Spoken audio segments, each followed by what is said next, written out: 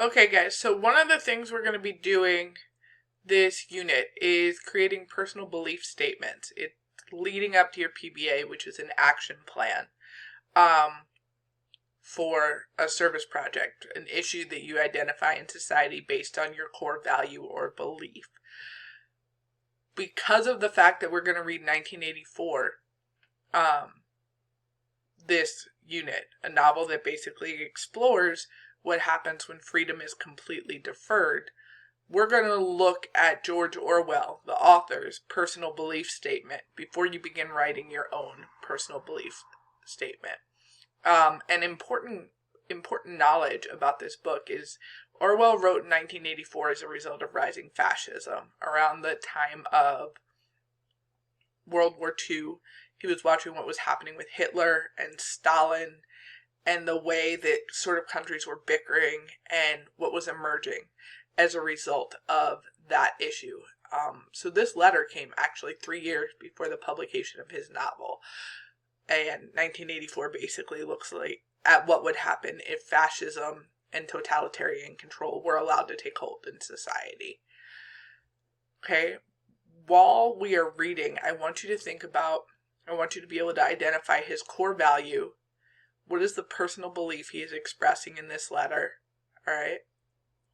What personal philosophy is he expressing? So how does he view the world? What's his philosophical view of the world?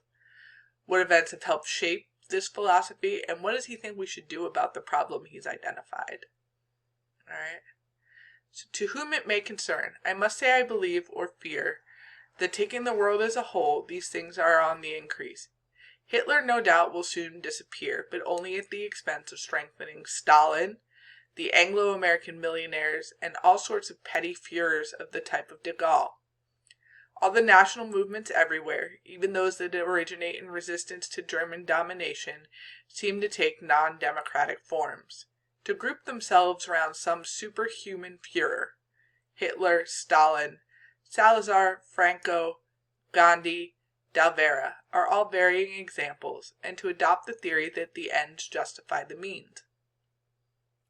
Everywhere, the world movement seems to be in the direction of centralized economies, which can be made to work in an economic sense, but which are not democratically organized and which tend to establish a caste system. With this go the horrors of emotional nationalism and a tendency to disbelieve in the existence of objective truth, because all the facts have to fit in with the words and prophecies of some infallible Führer. Already history has in a sense ceased to exist, i.e. there is no such thing as a history of our own times in which could be universally accepted, and the exact sciences are endangered as soon as military necessity ceases to keep people up to the mark. Hitler can say the Jews started the war, and if he survives, that statement will become official history. He can't say that 2 and 2 are 5, because for the purposes of, say, ballistics, those have to make 4. But if the sort of world that I am afraid of arrives, a world of 2 or 3 great superstates, which are unable to conquer one another, 2 and 2 could become 5 if the Führer wishes it. That, so far as I can see, is the direction in which we are actually moving, though of course this process is reversible. As to the comparative immunity of Britain and the USA, whatever the pacifists, etc., may say, we have not gone totalitarian yet, and this is a very hopeful symptom. I believe very deeply, as I explain in my book, The Lion and the Unicorn, in the English people and in their capacity to centralize the economy without destroying freedom in doing so. But one must remember that Britain and the USA haven't been really tried. They haven't known defeat or severe suffering, and there are some bad symptoms to balance the good ones. To begin with, there is a general indifference to the decay of democracy.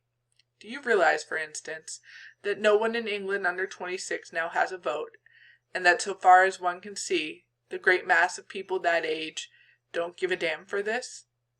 Secondly, there is the fact that intellectuals are more totalitarian in outlook than the common people. On the whole, the English intelligentsia have opposed Hitler, but only at the price of accepting Stalin. Most of them are perfectly ready for dictatorial methods, secret police, systemic falsification of history, and etc., so long as they feel it is on our side. Indeed, the statement that we have a fascist movement in England largely means that the young at this moment look for their future elsewhere.